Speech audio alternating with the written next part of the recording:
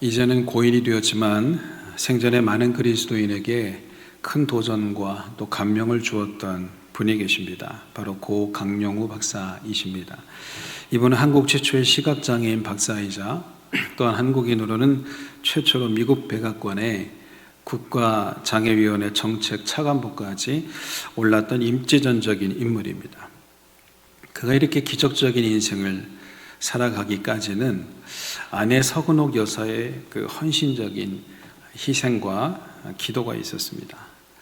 여러분 생각해 보십시오. 이분이 결혼할 당시가 1970년대인데 그때는 장애인의 인권이라는 것은 없던 시절입니다.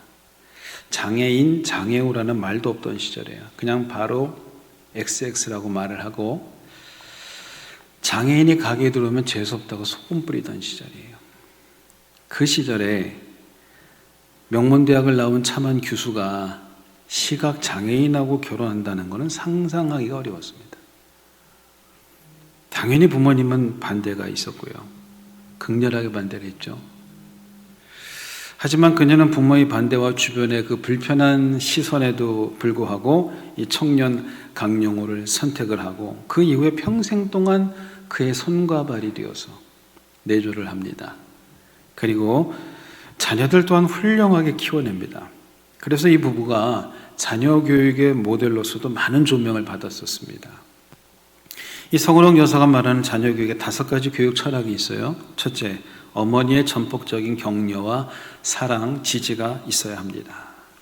둘째, 누구와도 비교하지 말아야 됩니다. 특히 형제끼리 경쟁하지 않도록 비교하지 않아야 됩니다.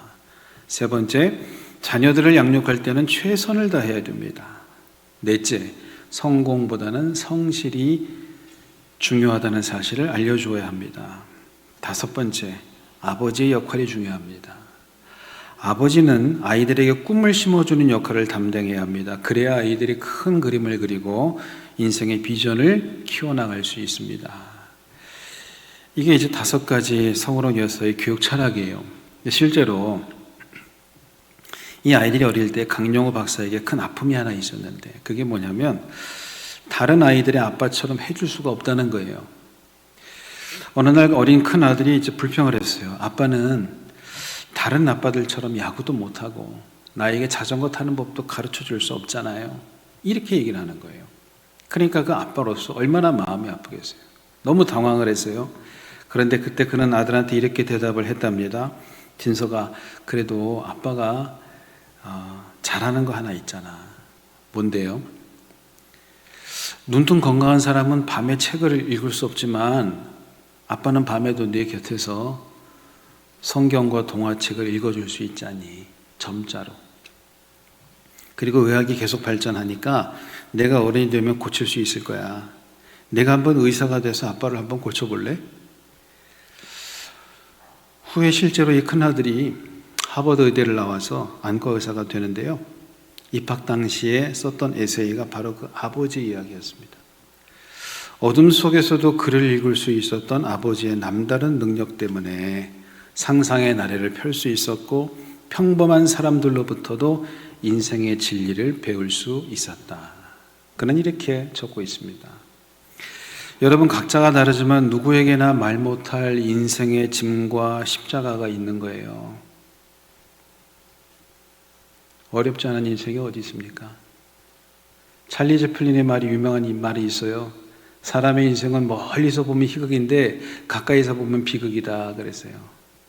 참 그 희극인의 말이 인생을 꿰뚫는 진리예요.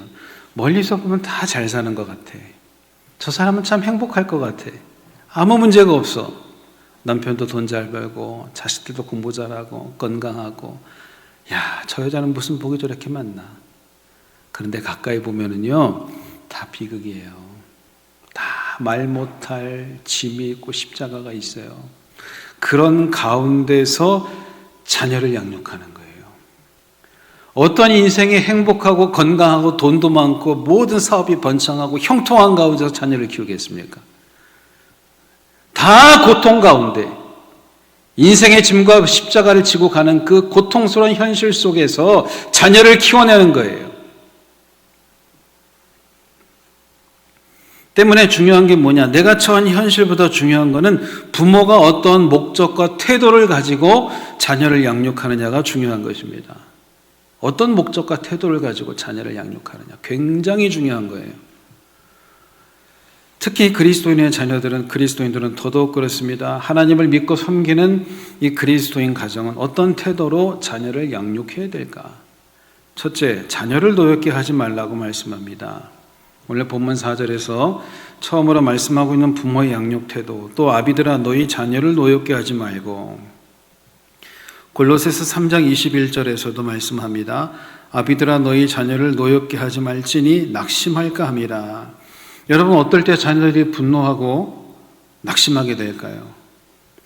부모가 자기 뜻대로만 자녀를 양육하려고 할 때입니다. 다시 말하면 자녀를 하나님의 선물로 보지 않고 자기 소유로 여겨버리는 거예요. 자기 소유로. 그럴 때 아이들의 영혼이 다치고 병이 들어요. 그리고 그 속에서 분노와 좌절이 쌓여갑니다.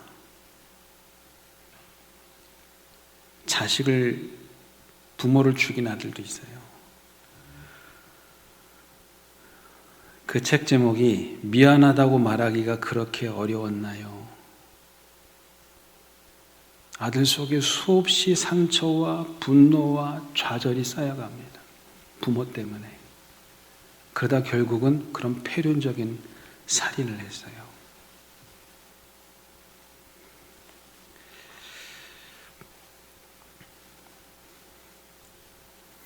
여러분,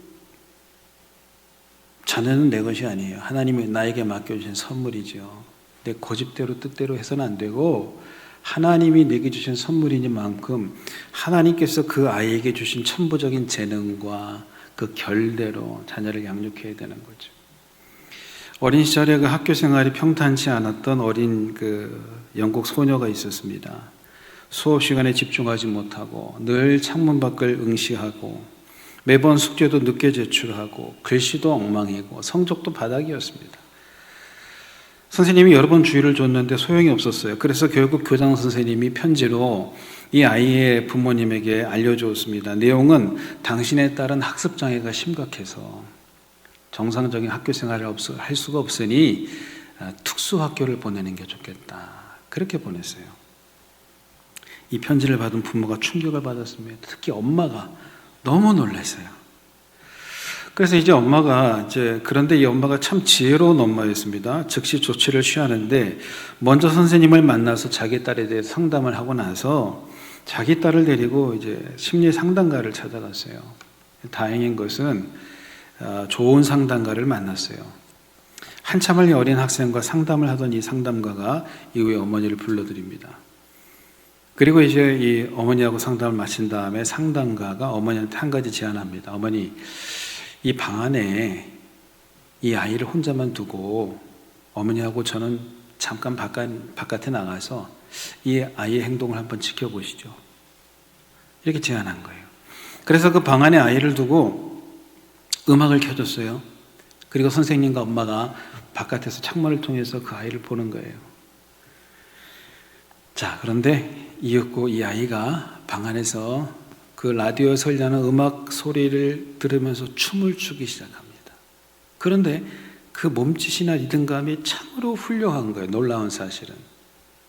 그 아이에게 어느 누구도 춤을 가르쳐준 적이 없어요. 춤을 배운 적이 없다는 거예요. 근데 너무나도 훌륭하게 춤을 추는 거예요.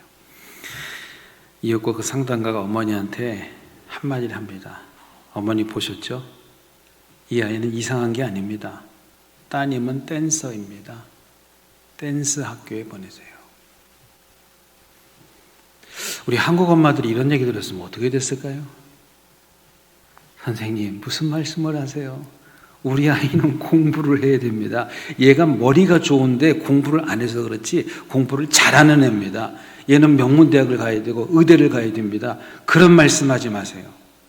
아마 그랬을걸요? 그런데 이 어머니가 참 훌륭한 어머니였어요. 그 상담가의 제안을 받아들여서 그 아이를 댄스 학교에 보냈습니다. 거기서 꽃을 피워요. 런던 왕립 발레학교 입학을 하고요. 졸업 후에 전 세계를 다니면서 솔로 발레리나로 공연을 하게 됩니다. 뿐만 아니라 안무를 맡게 됐는데 그녀가 안무를 맡은 뮤지컬들이 세계적인 히트를 합니다. 그 뮤지컬이 바로 그 유명한 캐츠, 오페라의 유령 등입니다. 그녀가 바로 세계적인 발레리나이자 안무가인 질리언 린이었습니다. 여러분, 어떻게 그녀가 이렇게 큰 인생의 성공을 거둘 수 있었을까? 그 지혜로운 어머니의 양육 태도 때문이에요. 자기 고집대로 아이들을 키우지 않고 하나님이 자기 딸에게 주신 천부적인 재능이 무엇인지 알아보고 그 재능과 기질대로 딸을 키웠던 것입니다. 요즘에 우리 한국의 부모님들, 특히 엄마들의 과도한 교육열이 아이를 망치는 경우가 많습니다. 아이들에게 너무 공부하라고 과도한 스트레스를 주고 아이들의 의견과 정서를 무시하면서 소리 지르고 윽박 지르고 협박하는 경우가 많아요. 그러면서 덧붙이는 말이 있어요. 이게 다 엄마가 너를 위해서 하는 말이야. 그러면 아이들이 속으로 이렇게 대답한대요. 자기를 위해서 하면서 무슨. 여러분, 이런 태도가 자녀들의 영혼을 병들고 망가지게 하는 거죠. 사실 부모가 입장에서 어떤 부모가 자기 자식이 공부 잘하는 거 원하지 않겠습니까? 어떤 부모가 자기 자식이 성공하는 걸 원하지 않겠습니까?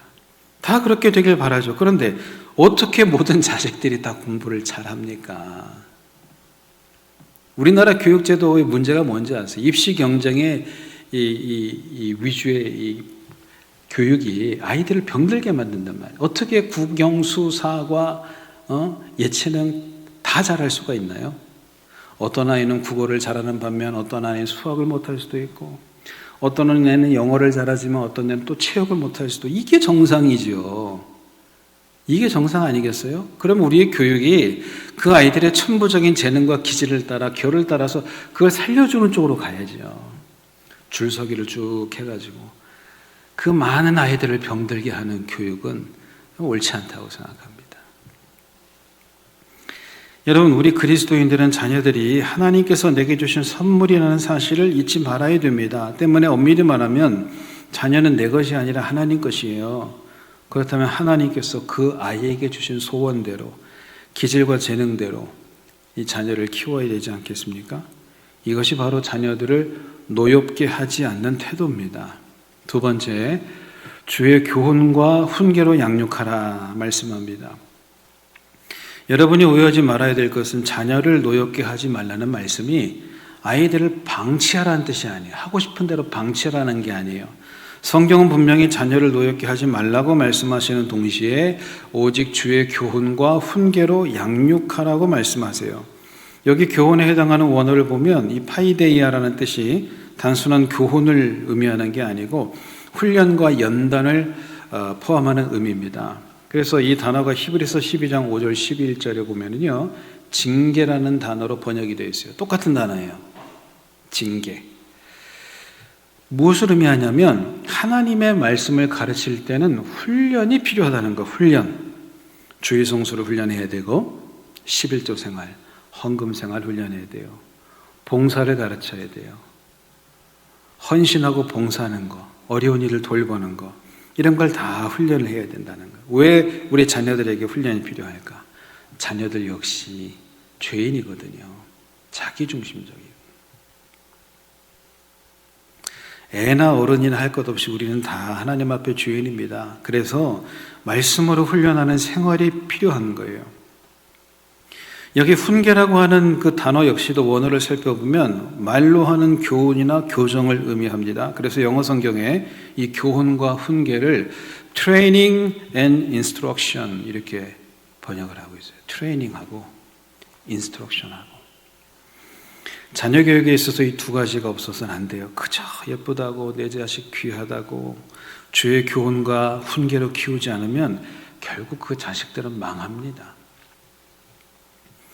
그 대표적인 예가 구약 성경에 나오는 엘리 제사장의 가문이에요. 성경에 분명히 말씀합니다. 엘리의 아들들은 하나님을 알지 못하는 자들이다. 이렇게 말해요. 오늘날 언어로 번역합시다. 목사 아들인데 하나님 안 믿어. 교회 장로 권사 딸인데 하나님을 안 믿어. 하나님을 알지 못하는 자예요. 그래서 이들이 행하는 일이 뭐냐면 백성들이 하나님께 드린 제물에 손을 대는 거예요. 엘리의 자식들이. 아무 때나 자기가 먹고 싶으면 와서 그 고기 꺼내 먹고, 또 회막에서 수종드는 여인을 데려다가 겁탈하고, 선을 많이 넘었어요. 그런데 중요한 게 있어요. 이 죄를 누구에게 묻느냐? 이 죄를 누구에게 묻느냐? 하나님께서 엘리에게 그 책임을 묻는다는 거예요. 하나님 말씀하십니다. 너희는 어찌하여 내가 내 처소에서 명령한 내 제물과 예물을 밟으며 내 아들들을 나보다 더 중히 여겨 내 백성 이스라엘이 드리는 가장 좋은 곳으로 너희들을 살지게 하느냐 그랬어요. 하나님께서 엘리에게 지적하시는 죄가 뭐냐 하면은 내 아들들을 나보다 더 중히 여겨 이겁니다. 여러분, 이게 믿는 자들의 우상 숭배입니다. 믿는 자들의 우상 숭배. 자식을 하나님 위에다 둬요. 응? 신앙생활 할 때 왜 기도하고 헌신하고 봉사하고 충성하느냐? 내 새끼 잘 되라고. 그건 잘못된 거예요. 이 말을 오해 없이 들으세요. 우리가 기쁨으로 주님 앞에 순종하고 헌신하고 봉사하는데 그러다 보니까 하나님께서 우리의 자녀들을 축복하시는 거지, 우리가 비나이다 주여 주여 그렇게 해서 우리 자식들이 복을 받는 게 아니에요. 우리 마음의 동기를 한번 살펴보자는 거예요. 내가 내 자식들을 하나님 위에다 두고 있나? 안 아니면 정말 내 자식보다 하나님을 위에 두고 있나? 이거 솔직하게 자문을 해보자는 것입니다. 엘리의 죄가 뭐냐면 네가 네 아들들을 나보다 더 소중하게 여겼지 않냐. 그걸 말씀하시는 거예요. 만일에 우리도 하나님보다 내 자식을 위에다 놓고 있다면 엘리와 똑같은 죄를 범하는 것입니다. 제가 이 말씀을 준비하면서 하나님께서 왜 아브라함에게 독자 이삭을 바치라고 했는지를 깨닫게 됐어요. 여러분 생각해 보세요. 아브라함이 이삭을 100세 얻었습니다. 25년 기다렸어요. 여러분 한 20년쯤 기도한 기도 제목 있으십니까? 저는 있어요. 기다리다 죽을 뻔했어요. 진짜 죽겠더라고. 이거는 때려치고 싶어 그냥. 신앙생활의 마지막 단계가 기다림이에요. 기다림. 그거 통과 못하면 하나님이 예비하실 축복을 받을 수가 없어요. 근데 기다리는 게 정말 쉽지 않다니까요. 얼마나 많이 낙심하고 절망하고 하나님을 원망했다가 다시 약속 붙잡고 기도했다가 또 절망했다가 이걸 수백 번 수천 번을 반복하면서 10년 20년 흘러가는 것입니다. 25년 기다렸다고요. 100세 아들을 얻었어요. 얼마나 귀하겠습니까? 얼마나 귀해. 정말 눈에 넣어도 아프지 않은 자식인데 노심초사하면서 그 아들을 키우는 거예요. 그러다 보니까 어느덧 이삭이 아브라함에게 우상이 되어 있는 거예요. 하나님은 이제 관심도 없어. 오직 내 새끼 이삭. 이삭이 오늘 밥 잘 먹었나? 똥 잘 쌌나? 내 새끼 공부 잘하고 있나? 건강한가? 친구 관계는 좋은가? 오로지 관심이 내 자식한테만 가 있는 거예요.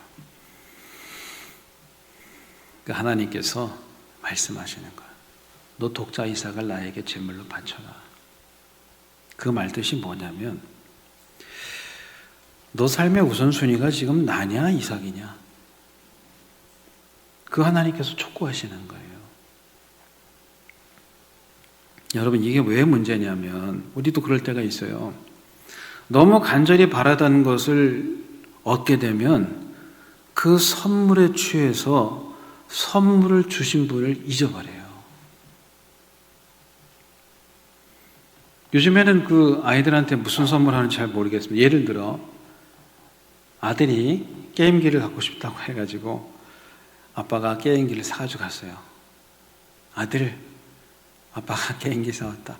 우와 하고 막 뛰어들면서 그 게임기를 딱 받아가지고 자기 방에 들어가서 문을 딱 잠그고 아빠는 거들떠보지도 않고 밤새 게임만 해. 그럼 아빠 마음이 어떨까요? 서운하죠. 아빠를 봐야 되는데 선물에 취해서 선물을 주신 분을 잊어버린단 말이에요. 우리의 믿음이 그렇지 않을까 생각을 해보는 것입니다. 그래서 그 사실을 깨닫게 하시려고 했던 것입니다. 하나님께서 사람 고기 먹고 싶어서 독자 이삭을 바치라는 게 아니고 내 삶의 참된 주인이 누구냐? 너 지금 우상이 누구야? 이걸 지금 하나님께서 물으시는 거예요. 근데 아브라함이 그 하나님의 테스트에 합격을 하거든요. 왜냐하면 살아온 세월이 있어요. 25년 광야 생활 거치면서 깨닫는 믿음의 연조가 있거든요. 아, 하나님께서 이걸 원하시는구나. 그래서 독자 이삭을 바쳐서 그 테스트에 합격을 하죠. 그리고 나서 아브라함이 비로소 믿음의 조상이라는 위대한 칭호를 얻게 되는 것입니다. 여러분, 자식을 하나님 위에 두면 안 됩니다. 왜냐하면 하나님의 말씀대로 가르칠 수가 없어요. 자식을 상전 모시듯이 하면은.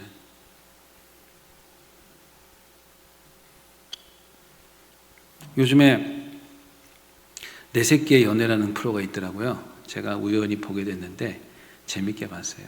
아빠들이 나와서 그 아빠들이 아들, 딸들이 이제 연애를 하는 거예요. 서로 며칠 지내면서. 근데 보면은 이렇게 성사가 되면 아빠들이 막 너무너무 좋아하는데 자기 아들이 선택을 못 받잖아요. 아빠가 막 울어. 자기 딸이 퇴짜 맞잖아요. 막 아빠가 막 슬퍼가지고 울어. 인터뷰를 못 해요. 속상해가지고. 근데 그 중에 제가 이름은 밝힐 수 없습니다만 아빠하고 딸이 친한 건 좋은데 가만히 봤더니 딸이 아빠한테 너무 함부로 하더라고요. 아빠가 딸한테 한마디를 못해. 아빠 잔소리하지 마. 짜증나. 그만하라고.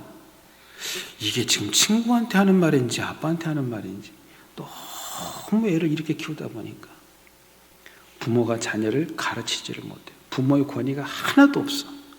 그건 잘못된 거예요. 여러분, 성경 말씀대로 우리가 자녀들을 사랑하되 주의 말씀과 교훈으로 양육할 수 있는 권위는 가져야 되는 거예요. 그래야 교육을 할 수 있는 겁니다.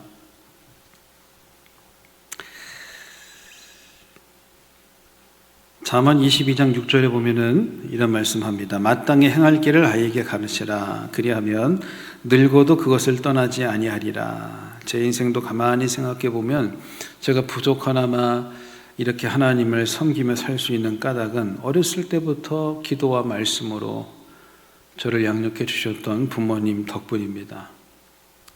어릴 땐 제가 그 말씀을 지키며 산다고 생각을 했는데 인생을 살아가면서 깨닫는 것은 제가 그 말씀을 지킨 게 아니고 그 말씀이 나를 지킨다는 사실을 깨닫게 되었습니다. 여러분은 어떻게 자녀를 양육하고 있습니까? 여러분의 욕심과 고집대로 자녀들을 키우십니까? 아니면 주의 교훈과 훈계로 양육하고 계십니까? 한 가지 분명한 것은 그 부모를 보면 자녀를 알 수 있다는 거예요. 자녀는 부모의 거울이니까요. 사도 바울이 디모데를 판단하는 근거가 있어요. 그게 뭐냐면 그의 가문이에요. 가문. 디모데후서 1장 4절 5절에 보면 이렇게 말씀합니다. 내 눈물을 생각하여 너 보기를 원함은 내 기쁨이 가득하려 함이니 이는 내 속에 거짓이 없는 믿음이 있음을 생각함이라. 이 믿음은 먼저 내 외조모 로이스와 내 어머니 유니게 속에 있더니 내 속에도 있는 줄을 확신하노라. 바울이 디모데를 신뢰하는 이유가 뭔지 아세요? 3대째 흘러내려오는 거짓이 없는 믿음이에요. 여러분, 믿음이 다 진짜가 아니에요. 거짓이 없는 믿음이 있고 아주 교활한 믿음이 있고요. 타락한 믿음이 있고 병든 믿음이 있어요. 제가 모태신앙입니다. 얼마나 많은 성도들을 보았게 내 목사입니다. 나를 비롯해서 거짓이 없는 믿음을 가지고 신앙생활하는 사람은 굉장히 적습니다. 근데 디모데는 거짓이 없는 믿음이에요. 왜 그러냐? 내 할머니도 그랬고 내 어머니 유니게도 그랬고 그러니 너도 그럴 줄 내가 확신한다 그 말이에요. 그 청년이 김장로님 아들이래. 그래? 그럼 틀림없지. 그 처녀가 박 권사님 딸이래. 볼 것도 없어. 볼 것도 없어. 그런 보호증을 받을 수 있겠습니까? 여러분? 쉽지 않겠죠? 그렇다고 해서 우리가 포기할 수는 없죠. 왜냐하면 우리는 부모니까. 하나님의 말씀대로 자녀를 양육해서 자녀를 노엽게 하지 않고 오직 주의 교훈과 훈계로 양육해야 될 책임이 있기 때문입니다. 하나님께서 우리에게 귀한 자녀들을 선물로 주셨습니다. 청지기의 자세를 가져야 돼요. 제가 재밌는 얘기 하나 할게요. 딸하고 엄마는 사이가 좋은 경우도 있고 원수도 많아요. 그런데 이모하고는 대체로 사이가 좋아요. 왜 그럴까요? 이모나 고모하고는 대체로 사이가 좋아. 근데 엄마하고는 원수야. 왜 그럴까요? 이모나 고모는 적절한 거리를 두고 잘해주거든요. 네? 가끔 만나면 용돈 주고, 야, 이모가 조카 위해서 기도한다. 너 힘들지? 딱 그 정도. 근데 엄마는 어때요? 선을 마구마구 넘어 들어갔다 나왔다 막 별의별 소리를 다 하고 막 폭언했다가 거리 조절이 안 되면 사랑이 깨지는 거예요. 청지기의 자세가 뭔지 아세요? 그 마음의 중심에 내 것이 아니라는 생각을 딱 박아놓고 있어야 돼요. 나는 잠깐 맡아서 관리하는 거야. 여러분 자녀하고 같이 죽을 거예요? 여러분 죽을 때 자녀도 같이 관 속에 묻을 거예요? 내 새끼고 내 자식이지만 언젠간 다 헤어져야 돼요. 부부도 헤어져야 되고 천국 갈 때 자녀 두고 가야 돼요. 하나님이 우리에게 주신 선물입니다. 청지기의 자세를 가지고 우리에게 맡겨주신, 내게 맡겨주신 영혼들을 하나님 뜻대로 잘 양육을 해야 합니다. 그래서 우리 자녀들이 하나님의 나라를 위해서 쓰임받는 귀한 일꾼으로 또 사랑받는 하나님의 아들, 딸로 잘 성장해 가기를 주님의 이름으로 축원합니다.